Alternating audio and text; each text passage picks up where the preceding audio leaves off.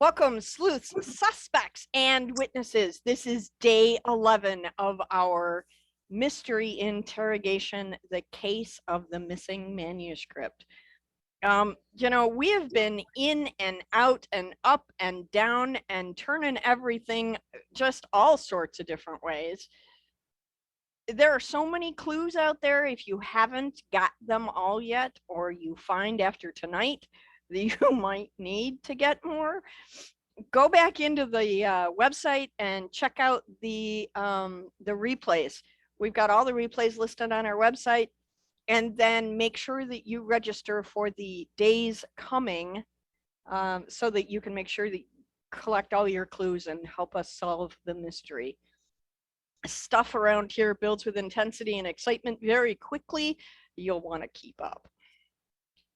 So our nightly schedule tonight, we're starting just a couple minutes late because I was on the road. My fault. I'm sorry, guys, coming in late. But I will try to end our evening tonight as close to 8 o'clock as I possibly can. And reminder, we will not be having an event on February 14th, just to keep that in mind. Tonight, we are having two astounding Inkspell authors in the room reading for us tonight. I love meeting not just new authors, but I love being introduced to new small press houses, and Inkspell is turning out to be an amazing house. So if you haven't discovered them yet, please jump onto the website after our event today, and I'll put a link to their website on our Facebook page. Julie Navikas is going to be reading for us tonight from her book, I Love You Today. And Mark Love will be reading for us tonight from his book, Why 319. We're going to have a blast. This is going to be tons of fun. We're going to start with Mark, just because Julie is all new to this and we want to break her in gently. So, Mark, if you will please show us the cover of your book.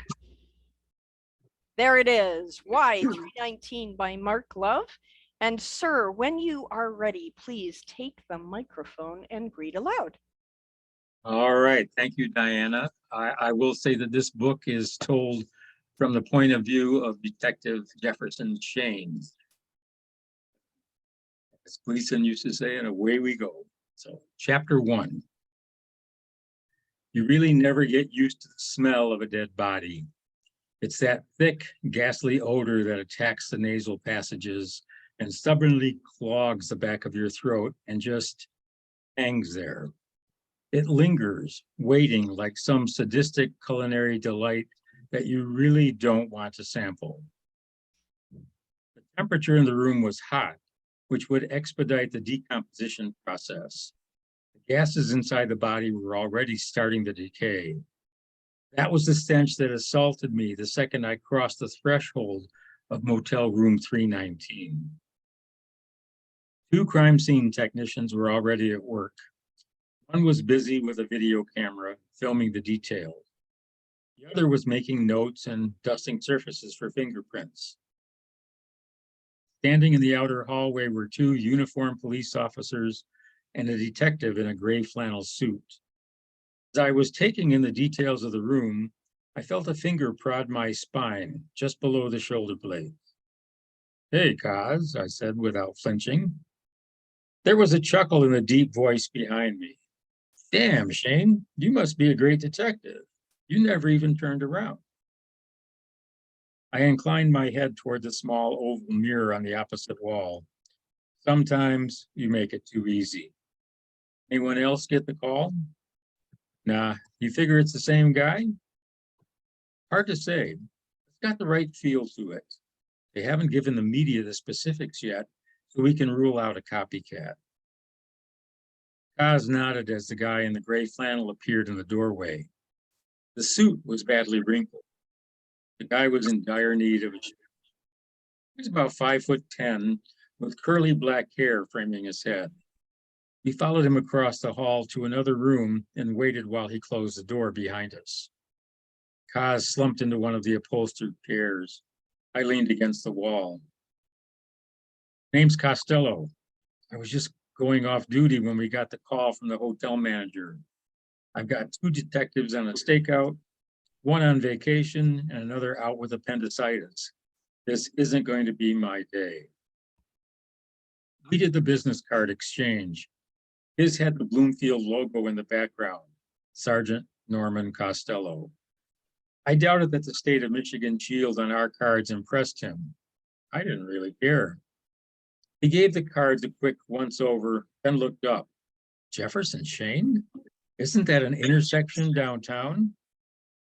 Reluctantly, I nodded. I'm Shane. That's Kozlowski. Koz is easier on the tongue. What made you think to call us? Costello pulled a pack of cigarettes from his shirt pocket and looked at us briefly. Koz raised his palms. I merely nodded. It took him 3 tries to get a match lit. Took a deep drag before answering. Saw the notice from the top yesterday. There have been 2 other killings in the metro area in the last 2 months. Both fit the same description. Young females, slender build, with no evidence of drug use. Both found nude, spread eagle on the bed. Sexual activity evident, but it's uncertain as to whether it was pre or post-mortem, or both. Cause of death appears to be suffocation. Costello rubbed his left hand across his face. It looks like he used the pillow. No apparent struggle, no signs of forced entry. Been here long? Koz asked. Costello checked his watch. About 45 minutes. We're lucky that the room is at the end of the hall. I put 1 uniform on the door, another at the end of the corridor to keep any guests out. Called for the evidence techs, then called you guys. Who's the top? I asked. That would be Chief of Police Ryan. Him and the Lady Mayor notified us yesterday. She wanted to make it abundantly clear that we contact the state police immediately. Almost like she expected us to be involved. This scumbag has committed 2 other murders, 1 each in Wayne and Macomb counties. Stand to reason Oakland was due, I said.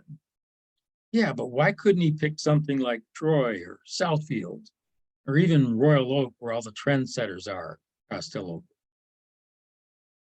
Just lucky, I guess, Koz said.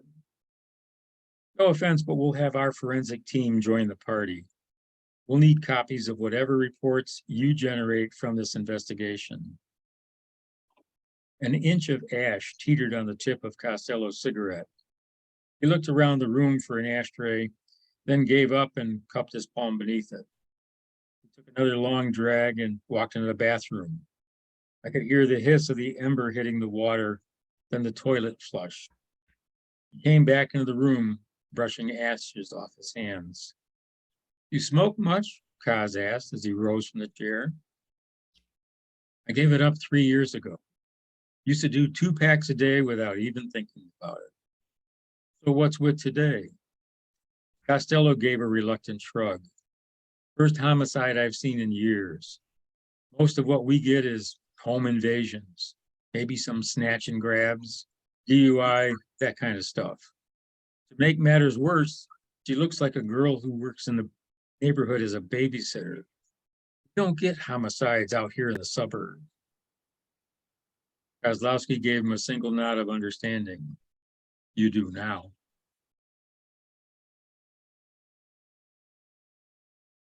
Yay!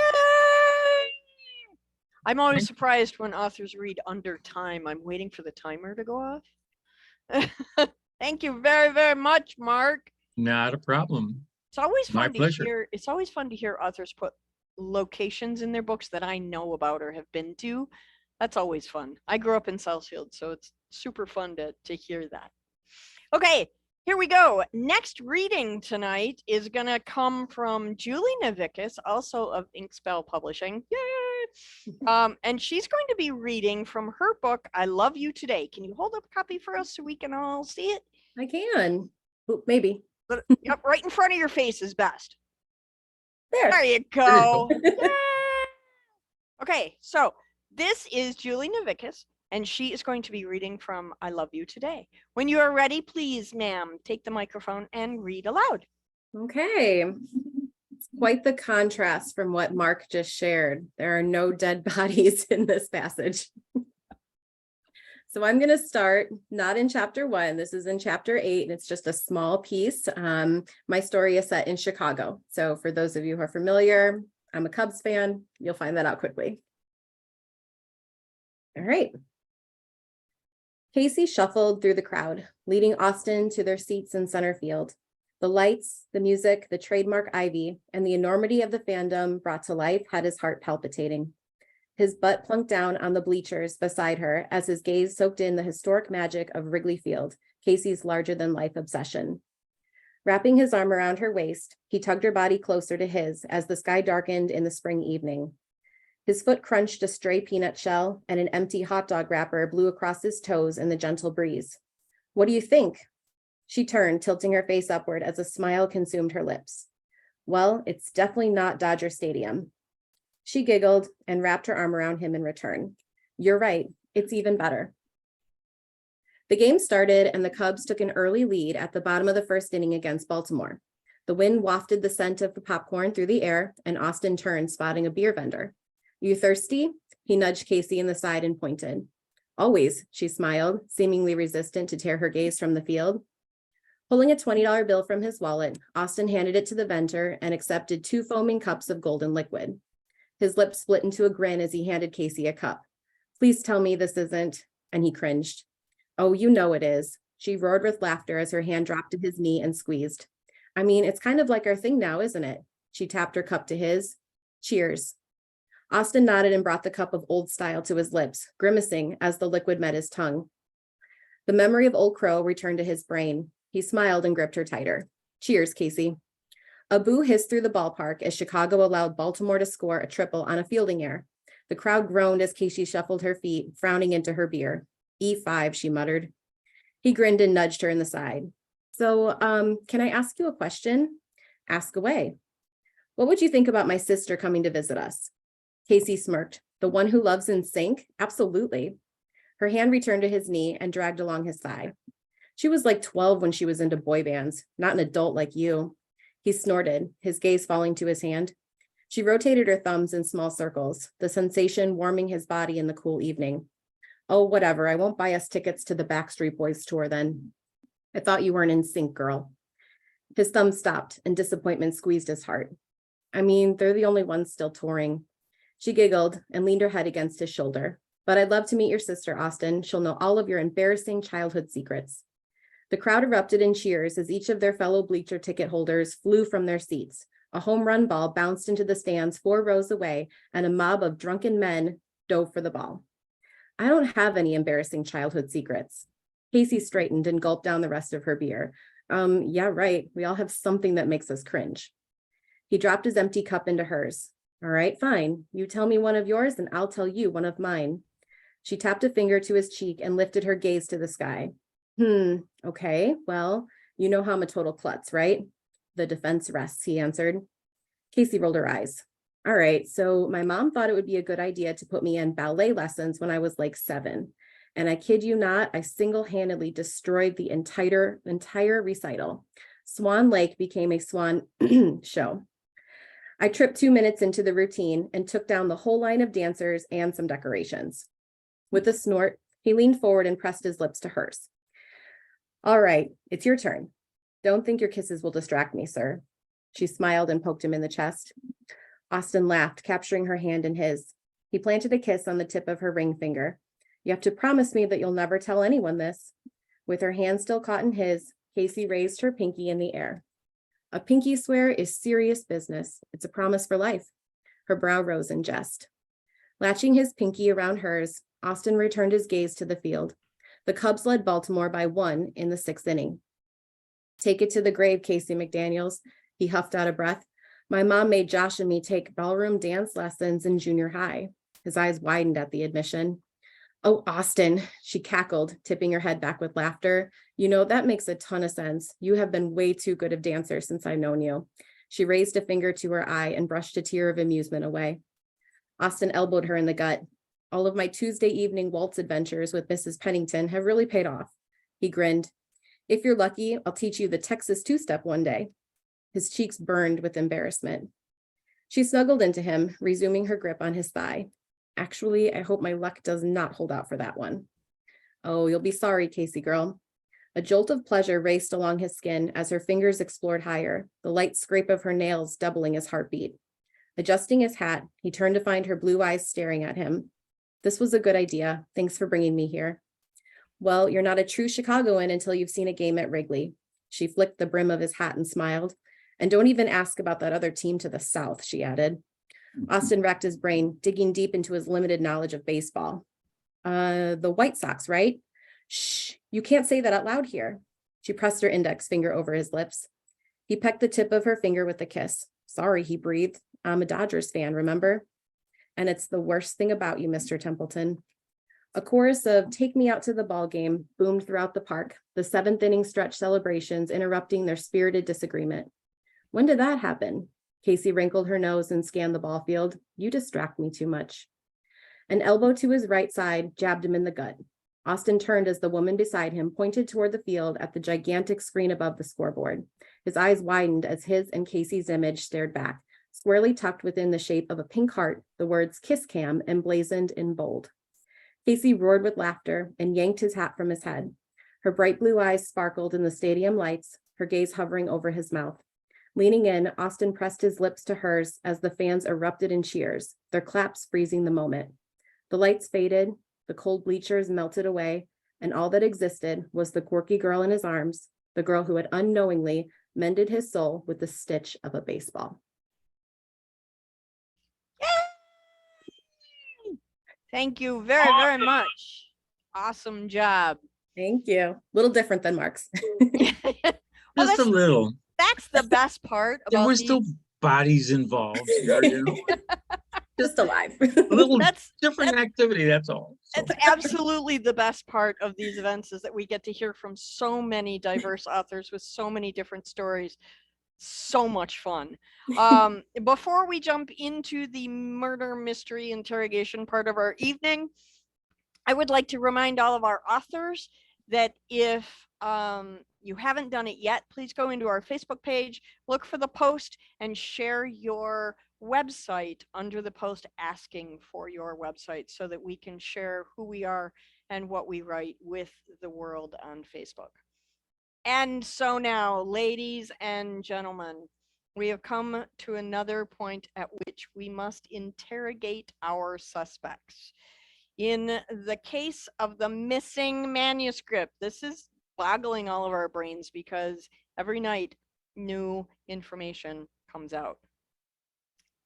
We have 8 suspects. Chloe Holiday is a mysterious character.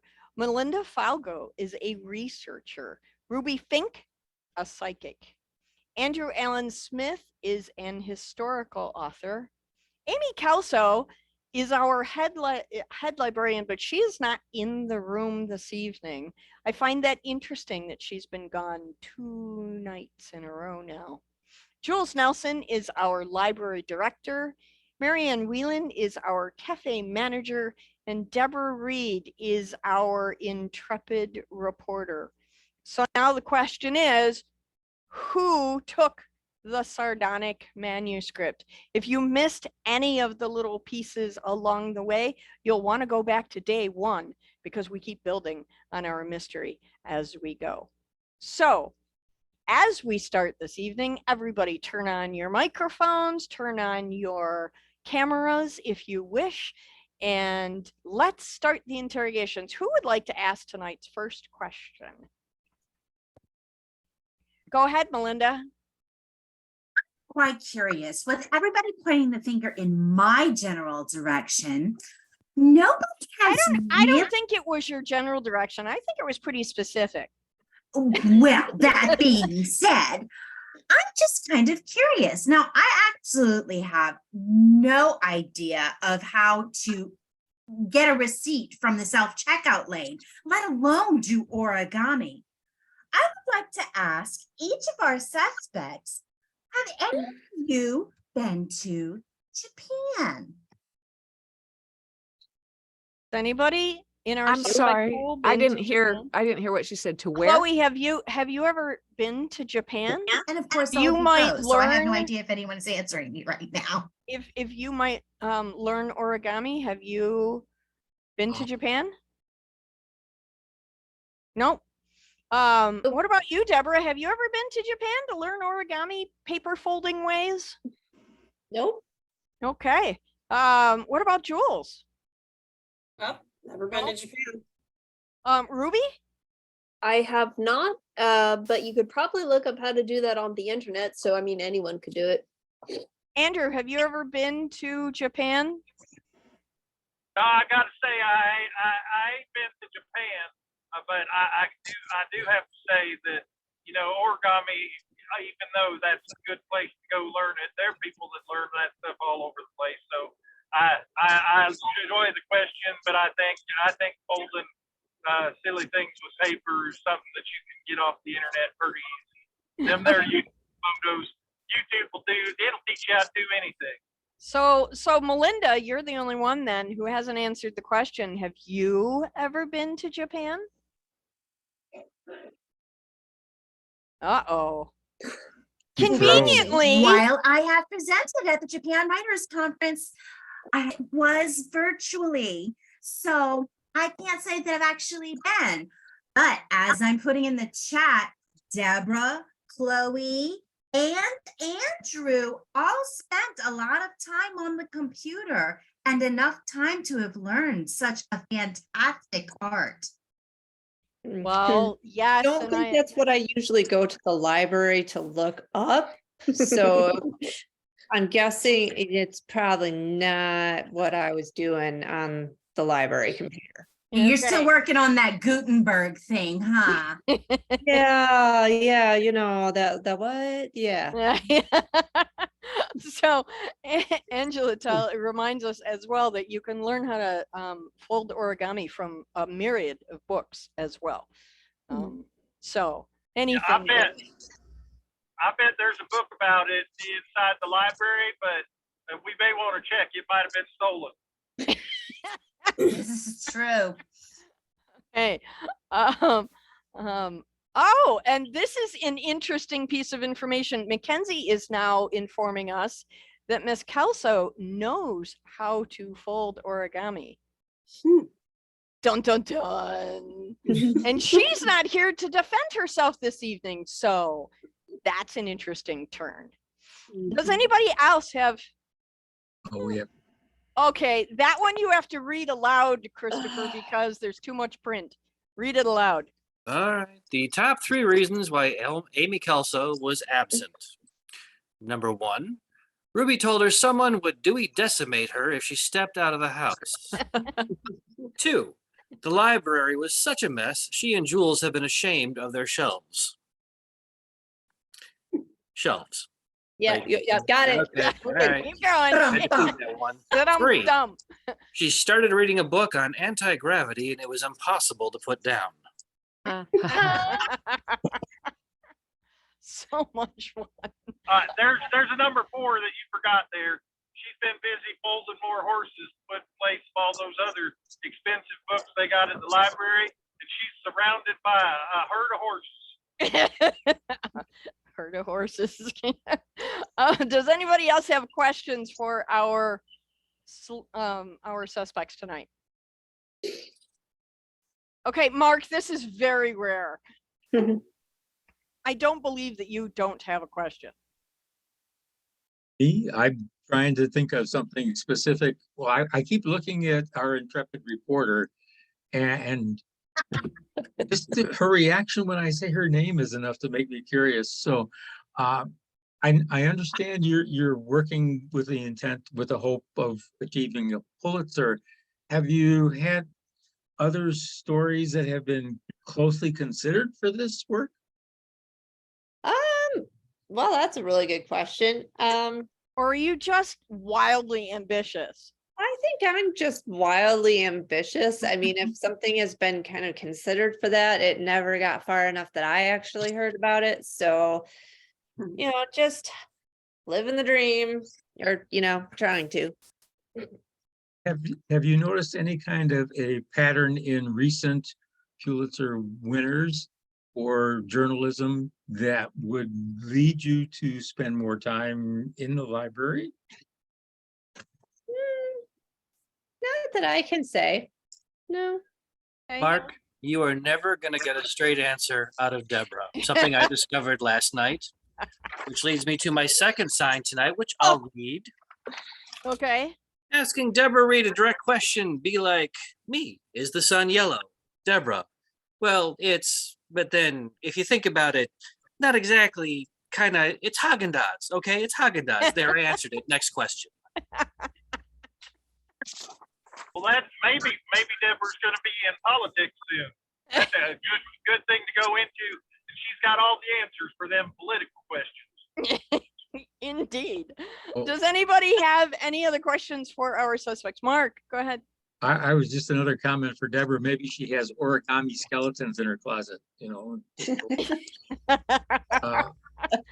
you I'm- fold I'm- origami skeletons? Halloween.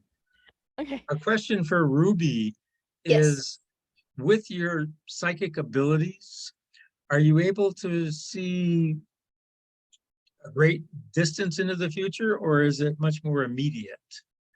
No, one of the things that has been coming up was the number 246, which I believe is connected to Melinda in some way, and we've been trying to figure it out for a while, but we're not sure if it's an address or if it's supposed to be a page number. Someone thought it was a Dewey Decimal number for a bit, but apparently that's not the case. We're very curious. There's Might not be 319 that we're thinking of. no, I was very clear when I met Melinda that 246 was going to be very important, but 46. Well, yeah. you know, people keep saying that I am not very clear on my answers, but you know, Ruby just said, well, it wasn't very clear, except anything Ruby has said in answer to a question has not been clear. For being a psychic, no, I can't my control my darling. visions. How am I supposed to? I just tell you what I see. yeah, well, you don't see much, I've noticed. Yes, well, that is part of the gift and curse as well. So I can't do much about it, unfortunately. If I could, I would. Well, we'd Um, appreciate if you could, because then we might, you know, wrap this up a little bit faster and people would stop yelling at me for doing something I didn't do. This is true. All right. But at least I don't see you as the killer either. So Wait, killer? Wait, I have no he idea. just jumped from robbery to killing. So Ruby, Murdering. your visions are remarkably murky at this point. This is true. If you're Well- getting a murder and a robbery confused on how So- reliable is your gift anyway? I mean, Well- I have been able to help the police in the past, but I also can't control what I see. Okay. Does anybody else have any questions for our suspects? Mark again? Oh, well, you know, I missed a couple of days, so I figured I'd better catch Not up. my fault. No, I understand it's my schedule, so it's my Okay. issue. This one's for Chloe Holiday, because as a journalist that Deborah Reed is, but Chloe is more of a novelist. She's a mysterious character, and that she's working on research for stories. I'm wondering if your research has ever directed you towards anything related to the psychic? If you've ever had any dealings with somebody like Ruby in the past while doing research for some of your books? No, I have to say that Ruby seems one of a kind to me. But you know, I'm a novelist now, but I had other you know, jobs in the past. Right now I also do I work in mergers and acquisitions as well. So novelist is kind of my side gig. It's the one I really love, but I do both. That's your passion, not necessarily your mainstream of Right. earnings right Right. there.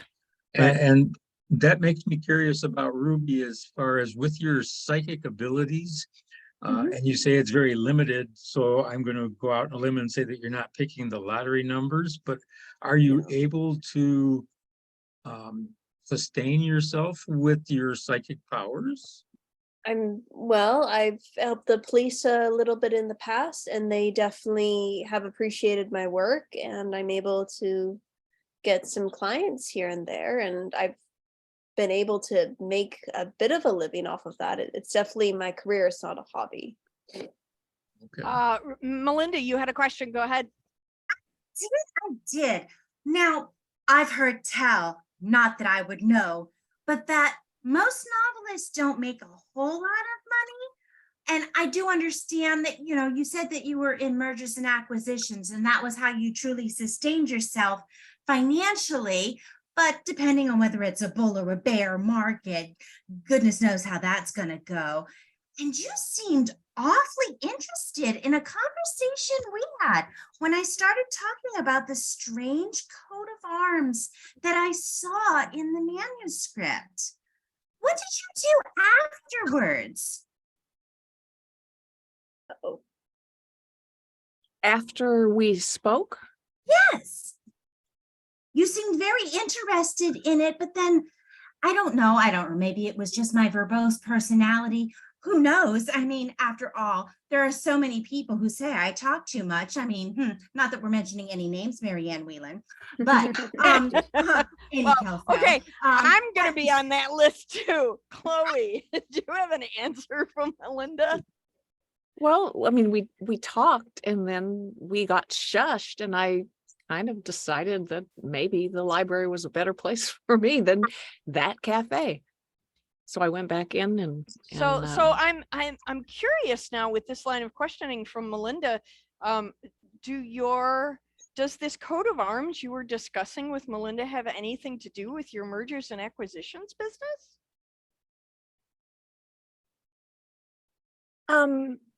I have nothing to say about that. Okay. Deborah, go ahead.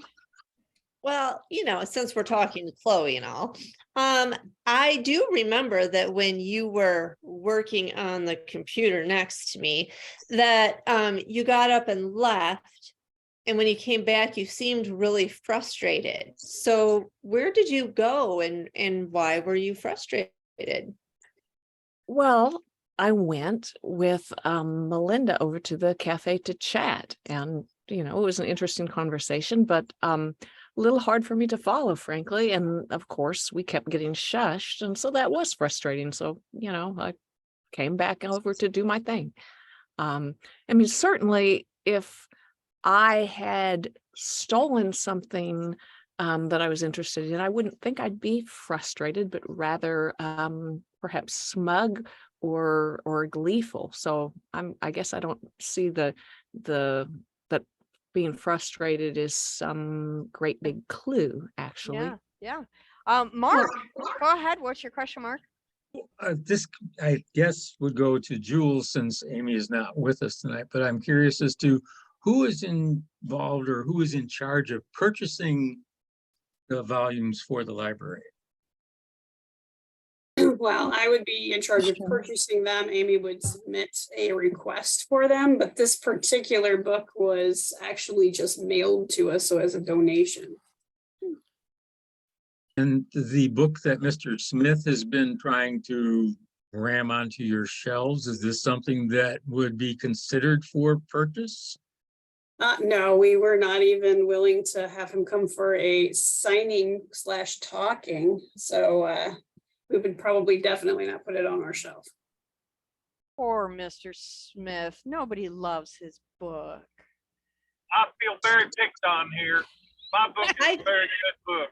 I'm very sad right now. I don't even know if I would like it because you wouldn't let me look at it, even though you kept shoving it in my face and you were really pushy about it. As soon as I tried to look at it, because I am a nice person and tried to be nice about it and everything, you wouldn't let me look at it.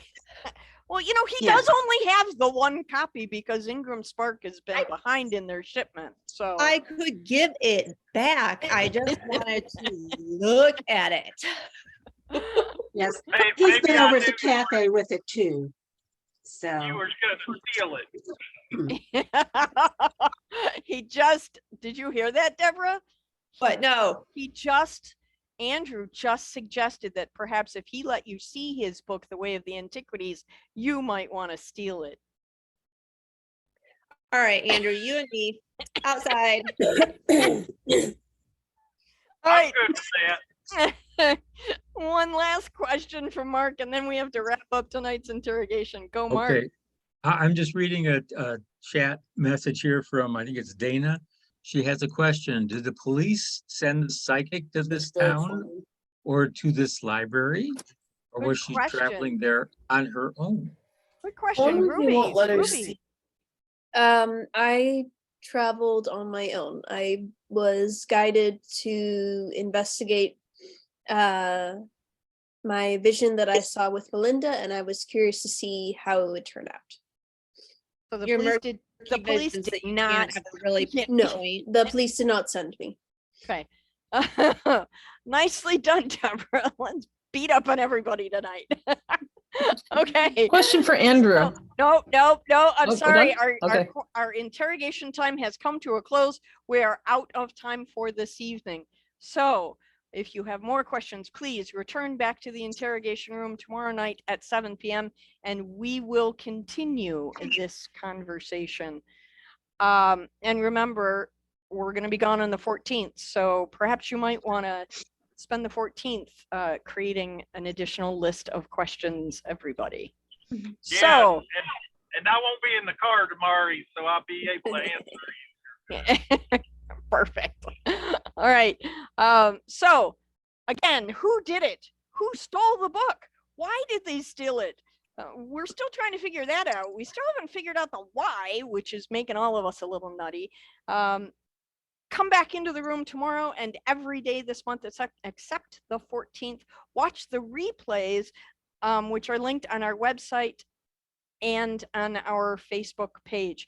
If you are watching the replays and you hear someone say, I have nothing to say about that, that is an indicator that either you are barking up the wrong tree or the author simply does not have any information to share about your leading question.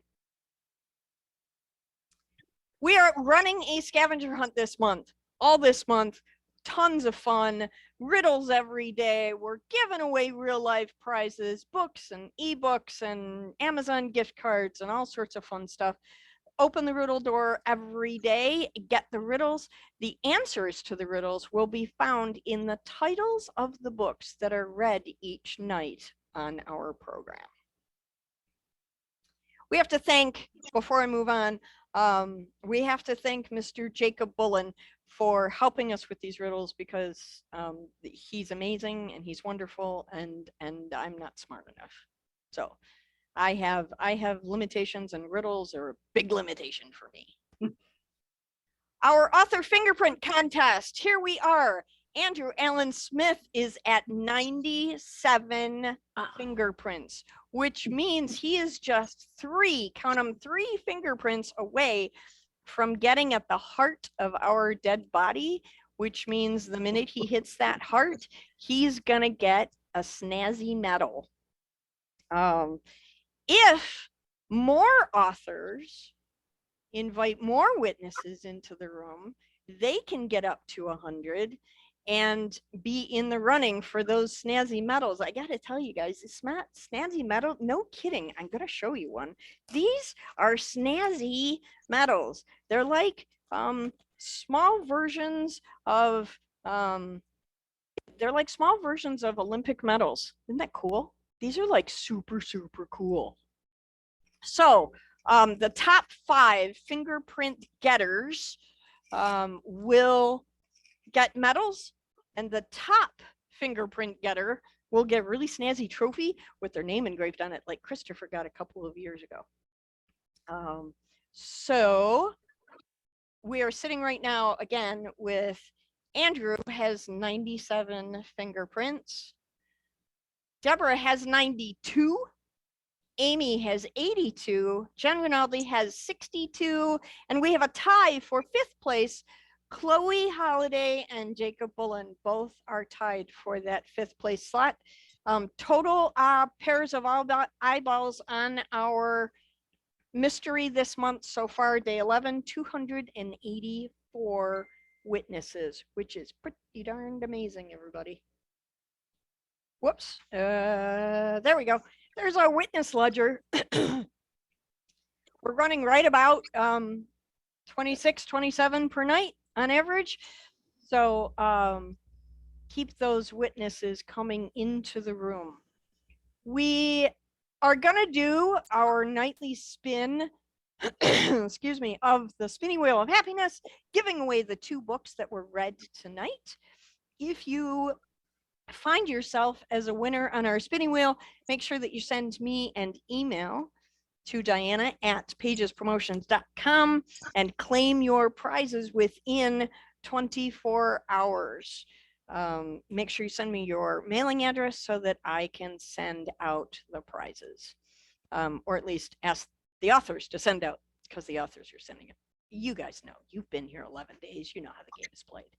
Okay, before we go into spinning the wheel, as I do last preparations on the wheel, I'm gonna pose our lightning round question.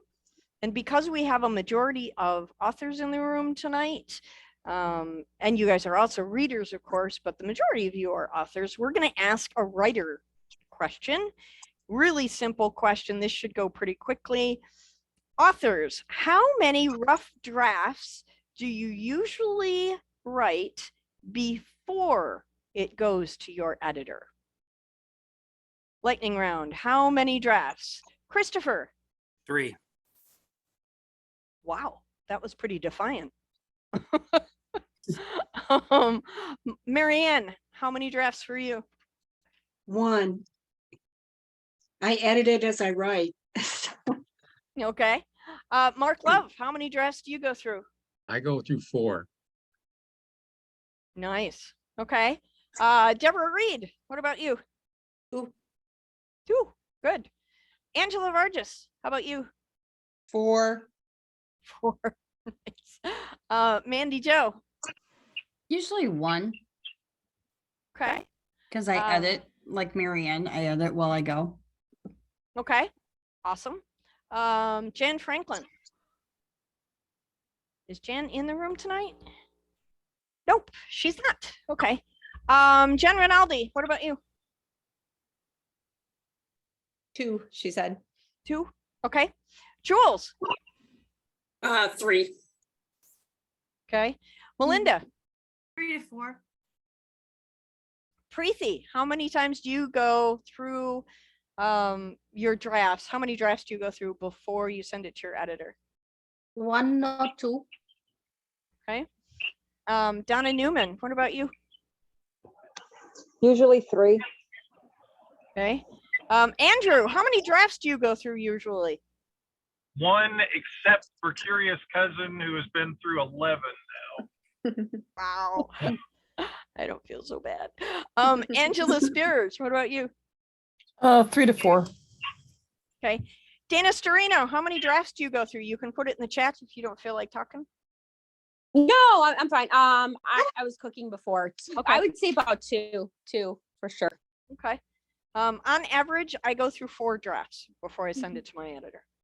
I like to have a little bit of time in between each draft to kind of let things simmer and ruminate, and then I send it to my editor.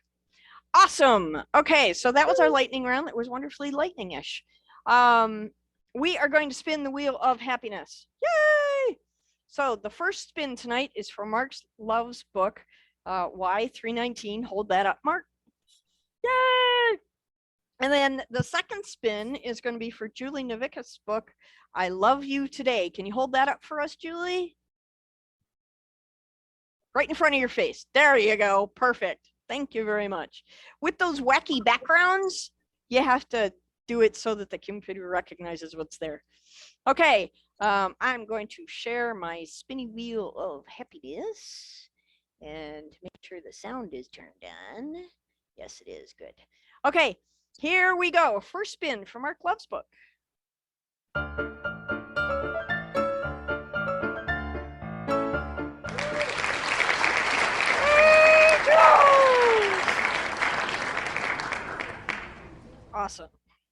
problems with my pen. Okay, and the next book is for Julie Navikas. Ready? Here we go.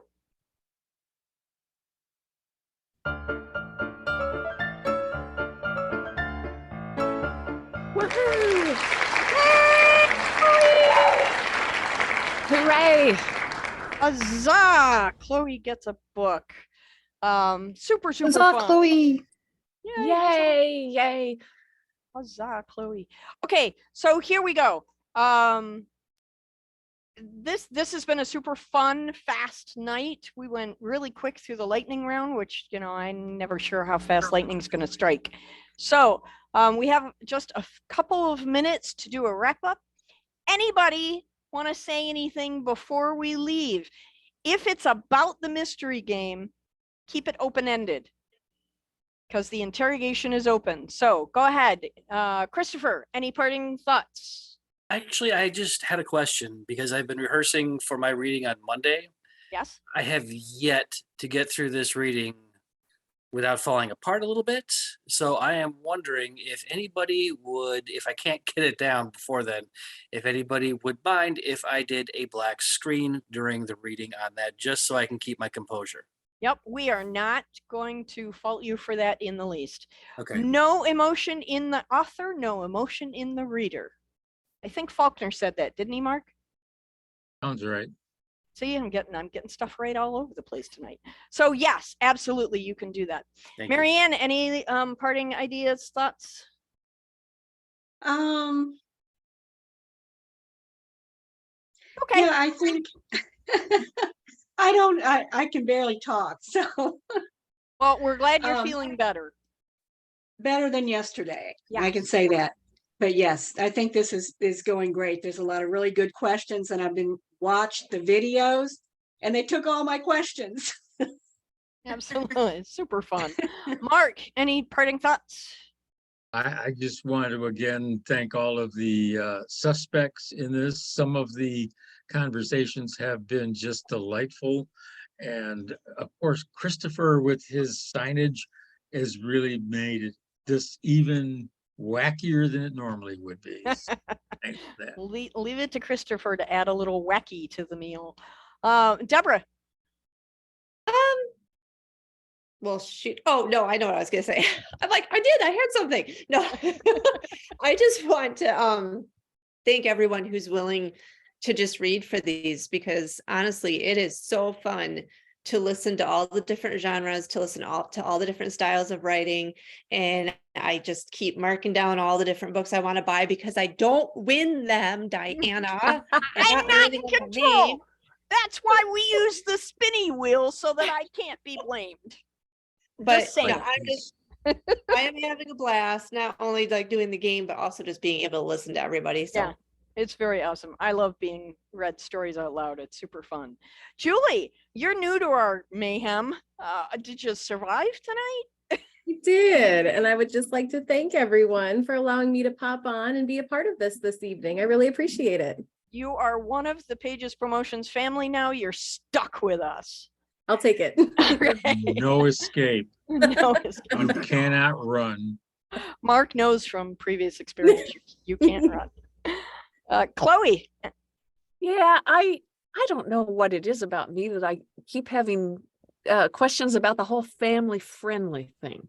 So you and I have established in the past that certain curse words are okay and certain ones aren't. I'm good with that. But what about innuendos? Nope, keep it family friendly, and Okay. as long as the innuendos are family friendly, I don't know how smart the teenagers are. So Okay. use your best author judgment. Okay. If you have additional questions, you can get with me privately and we'll talk about it. Ruby, anything before we go? No, not off the top of my head, though I am planning to dress up, and I'm definitely reading from farther along because the first 2 chapters, I timed it. I can't get through Perfectly in 8 minutes. So I get it. Perfectly fine. We love people who dress up, by the way. Yeah. Mandy Jo, go ahead. No particular thoughts right now. Okay, awesome. Just Angela. enjoying. Angela Burgess. I'm enjoying listening to everyone read. And just like Deborah said, I've got a list of new books to acquire now. Yep, my TBR is waiting too. And my name's not even on the wheel. So I don't know what you're complaining about, Deborah. Jules. Just want to say I'm having a lot of fun watching my fellow suspects and just everybody else getting into the accusations and stuff. So I'm having a lot of fun. Melinda. All I can say is, Diana, please don't stop doing what you're doing. I mean, I am posting this across social media, and I mean, they haven't quite signed up yet, but the notice is being taken by people that the writing community is such a great place to be if you hook up with the right people. And this group of people is by far the warmest, friendliest, most supportive group that I have ever come across since I started writing, and you ain't getting rid of me. Good. We don't want to get rid of you. And I'm so glad that we're working toward changing the perspective about authors no longer being snobs. We are an approachable bunch of human beings, and we're a little silly and wacky and fun. So I'm glad that is starting to shift. That was one of my goals when I started this mayhem. Preeti, any comments before we go? No, I'm just enjoying it. Yeah. Awesome. Thanks. Well, we're happy to have you with us. Donna Newman, any thoughts?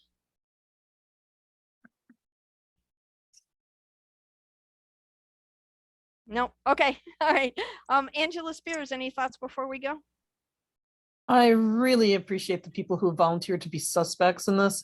They are so lively and so committed to the roles. It makes it fun whenever I can make it into this, see the action every single time. Yeah, absolutely. We have a committed bunch of creatives. Jen Rinaldi. Just keep up the good work. Awesome. Andrew Smith. Are you still driving? Do it safely. No, I just got home, but I'm still on the phone. And all I want to do is echo what was just said. Not only do I appreciate you putting this on and everybody that's out there, but the suspects have been absolutely amazing. And I've got to say, Deborah and Amy, and such good sports and enjoying everything. I mean, this has been truly fun and truly wonderful. And I really appreciate you all. So awesome. Thank you, Andrew. Dana Storino, any comments before we go? Yeah, I this is super fun. I joined this. I did a podcast, and then Lisa told me to do this, and I just winged it and did it. And I'm so glad I did. And I just put Julie's book in my Amazon cart, and I'm very excited to read it. So I just wanted to let her know that. We love hearing that. That's like Christmas for authors. Deb McPeak. Nothing. Okay. And Mackenzie Keatley, did you put something in there? I hope you're feeling better, my dear. Feel free to put something in the chat. We are gonna move on out here in just a second. I'm scrolling through the chat. That's what I'm going. Thank you, Andrew. Thank you, everybody, tonight. I'm so glad you guys keep showing up for my warped imagination. I really, really appreciate all your kindness and support. And this is just going to keep getting more fun because we're not even halfway there yet. Thank you, everybody. Have an awesome night. Thanks, Diana.